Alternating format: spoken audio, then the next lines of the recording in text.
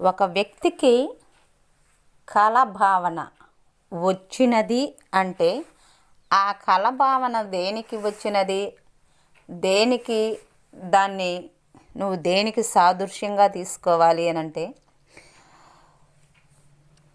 కళకు ప్రతిగా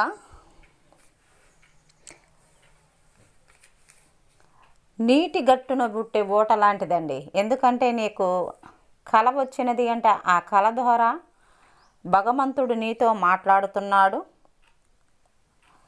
ఎలా నీ జీవితము ఉన్నది, ఎలా దాన్ని పోల్చుకోవాలి, ఎలా దాన్ని తీసుకోవాలి అనేది కూడా భగవంతుడే నీకు బయలుపరుస్తున్నాడు అనేది కూడా తీసుకోవచ్చండి.